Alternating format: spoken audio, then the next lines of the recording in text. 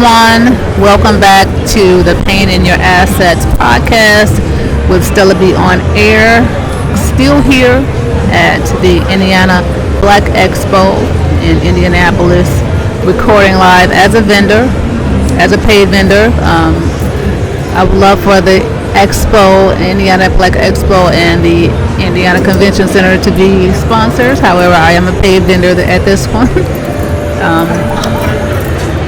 Lord willing, there will be at one point will be sponsors.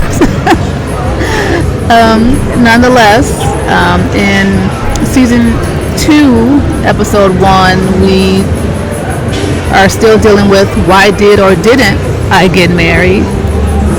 And for those who are familiar with Devon Franklin and Megan Good, who unfortunately recently divorced, Devon Franklin is the author of the book The Wait, and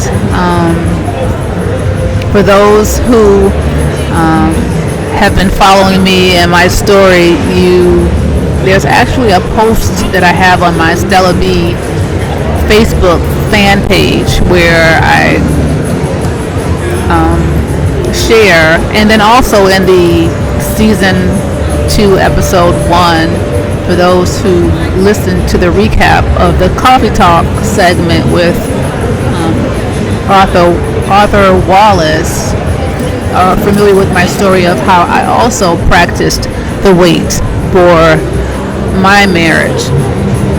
And so actresses Megan Good and also Sherry Shepard are two other celeb examples who practiced the wait, meaning that they did not have sex with their person that they were dating or their fiance prior to actually getting married. So, and that is a challenge.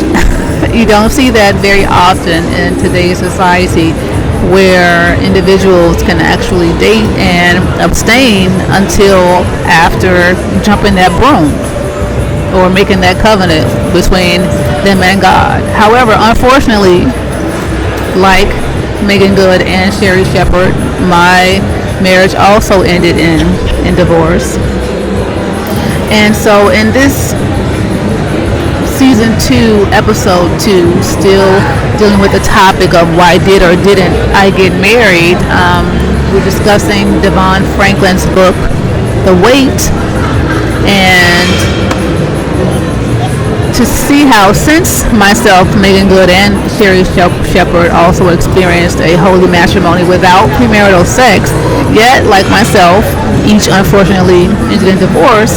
So the question is, did the church fail us? Did the church fail Megan? Did the church fail Sherry? Did the church fail me?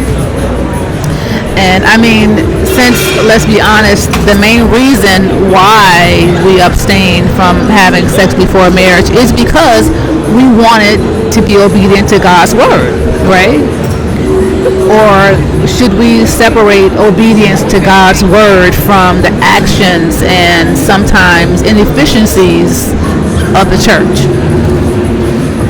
So, well, apparently the wait works sometimes, and sometimes it doesn't.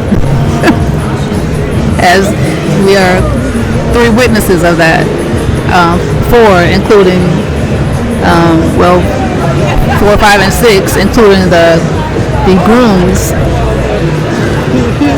So I know of several fellow former church that I used to attend, where I and my former spouse were married, who also practiced the wait, and married under the same teachings of, the doctrine, which was restrictive doctrine, and are still together, whether or not there was the wholeness of infidelity or lack of, nonetheless, they are still together, thankfully. But everyone does not have that testimony. And so, is their union perfect without sin? No. Yet, whatever the reasons, maybe it's cheaper to keep her. Once those kids come in, I myself have four. My oldest son is home from the Army. My oldest daughter just recently graduated from DePaul. I have the third pregnancy were twins. That was a story within itself. They were already a surprise pregnancy, and then I think we had moved somewhere in there, and so I missed like my first ultrasound. I guess I figured this is my third pregnancy. I'm familiar with this process. I got this. And so we were in transition of moving, and I missed my first ultrasound. I think I may have missed more than one. So by the time I actually got to the ultrasound, I think it may have been, I had the first one but missed the second or third. Anywho, they didn't know right away that I was having twins until I got to that third one. And when she put the camera on my stomach, she picked up the phone and literally said, "Girl, I gotta call you back because I gotta cancel this." First of all, what hospital am I at? And second of all, what is going on in my stomach? And so, and I said, "Is everything okay?" And she said, "Girl, you got two babies in here." I'm like, thank you for whoever trained you and put you in this profession, because you are hysterical the way you said that. But I was not laughing at that moment. In fact, I literally broke out in tears. And then she immediately changed her tone. It was like, oh Miss Barnes, I'm so sorry. I'm so sorry. Are you okay? I'm like, you know what? Everything is fine. I'm feeling fine. It's just that I have a 1 and a 2-year-old at home who are still in Pampers. And so by the time I had the twins, they were in pull-ups, but that means I still had 4 babies who were not fully potty trained. And for those who are or formerly married know that your husband is like that extra child. So to make a long story short, thankfully we were able to bring in other family members to assist after I finally had the twins. One of my former husband's cousins came and stayed with me for like the whole first week. Unfortunately, I had to have a C-section. We were living in a townhome that had stairs, so my doctor was like, you cannot come down those stairs for like at least a whole week.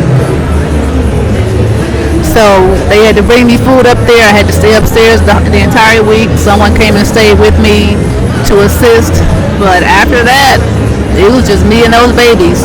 I think I stayed at home from work for about 9 months, and that was probably the longest I had been off work until maybe 20 years later. And I think by that time, their dad and I were just finalizing our divorce.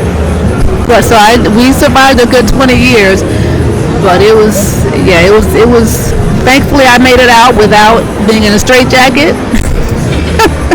By the grace of God, I still have my right mind. But I have some stories to tell as a result of that experience. And so getting back to the topic, I know I kind of strayed off a little bit.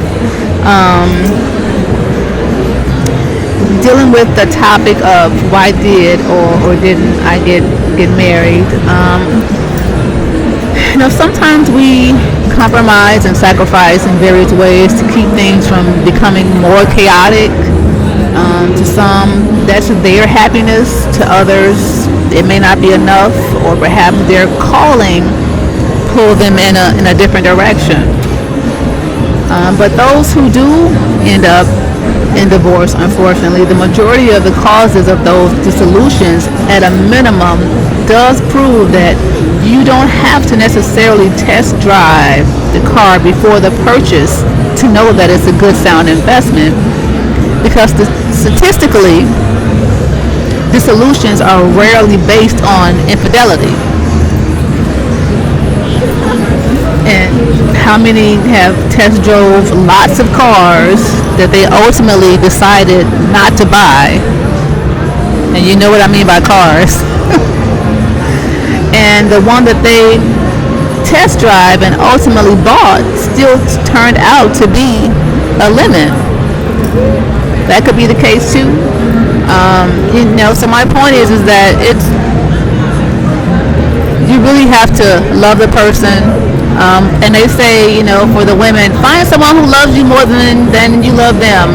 I don't know how true that is. I mean, it was probably true for me, but we're all human. We're still flesh and blood. We're still free will agents. God still give us the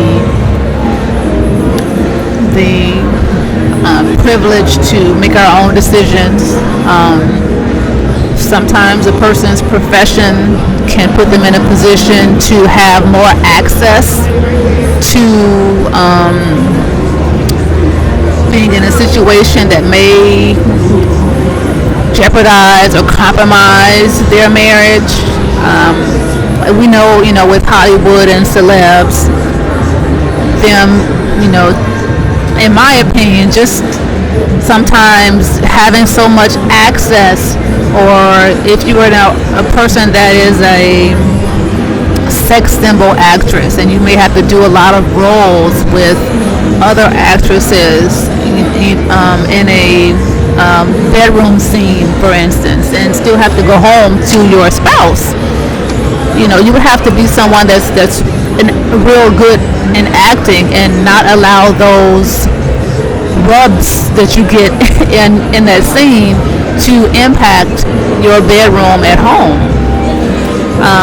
But there's also other professions as well that entrepreneur, entertainers, public figures. My former spouse was an IT person by day, but he was also a music producer outside of that. Like for me, I'm a grant accountant, but also an author, radio personality, and actress. And so when you're in those, it's usually that side hustle, that one that gives you more exposure, that for some reason people are intrigued by and kind of figure, oh, okay, you may be a good target for me. Even if they know you're married, even if they know, there were plenty of times when I was married and I didn't always have my ring. That's a long story too. I didn't lose the ring. I was in church. I used to sing with the singers and the singing group in church, and I was actually standing behind the presiding elder singing, and something, a piece, one of the diamonds or something, I think, fell out. And so I took the rings off and wrapped them in something so that I could, take it to have it fixed. I don't know what happened from that moment until I actually got home. I thought I had grabbed it and put it in my bag. Maybe one of the other singers grabbed the wrong one. Somehow when I got home, I didn't have it. And for whatever reason, I never replaced it. I thought I was going to maybe, do a 10, 20-year reunion ring thing. That didn't happen. So, anywho, I didn't wear a ring after that for several years, but I would still tell, guys that are you married? Or they would just ask, are you dating anyone? I would say, oh, I'm married. That didn't always help. I don't know. That didn't always deter them from wanting to continue to pursue the situation. It is what it is. Everyone has their own, no judgment here.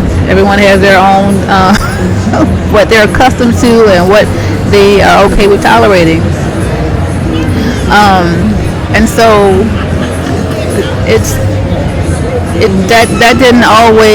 that wasn't always something that would protect me from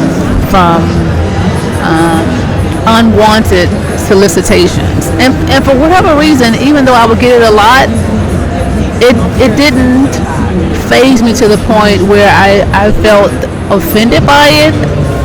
Sometimes I was flattered by it. Sometimes I just felt like, oh, well, maybe they just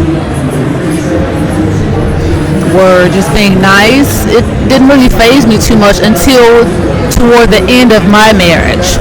And that's kind of odd because you would think that someone who received a lot of attention from others during their marriage would have been big ego, head, swollen. It wasn't like that for me. It was almost like it didn't really faze me because I was so committed to my marriage and to being a wife that it didn't really dawn on me that I was that I was attractive or that I was desirable or any of that. Coming from a church where our attire was very loose fitting, even though I'm fairly shapely, my clothing that I wore back then was long dresses, didn't really accentuate my shape, and even with that I still had men that were, are you married? Oh, tell your husband he's a blessed man. And so it didn't really faze me because I guess my mind was, I'm a wife, I'm a mother, I'm serving God. But as things began to deteriorate and the kids got older and depression and anxiety set in, I think that's when I began to see, maybe some of these guys that's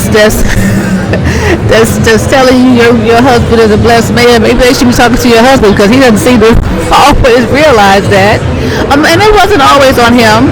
It could have been me too, just having that wake-up call that things may not have been what either of us had intended. And so I'm kind of getting off topic. But getting back to the topic of why did or did not get married, still speaking on the weight, Devon Franklin's book, and Megan Good and Sherry Shepherd also being former spouses who practiced the weight. I think that it's a matter of commitment. You just kind of commit yourself to whether this is something you want to do or not. Almost like entrepreneurs that commit themselves to being an entrepreneur and refuse to be an employee. It's kind of like that with marriage. You have some people who they refuse to settle and will not get married until they have everything they want in that person or until they have everything they want for themselves. And you have others who they're more willing to commit to a monogamous marriage while they're pursuing that. So it's just a matter of preference and a matter of committing to the process. You commit to the process of entrepreneurship, you can commit to the process of marriage if that's your desire. Whichever one you desire, that's the one that you're going to commit to. And on that, I'm going to end season 2, episode 2.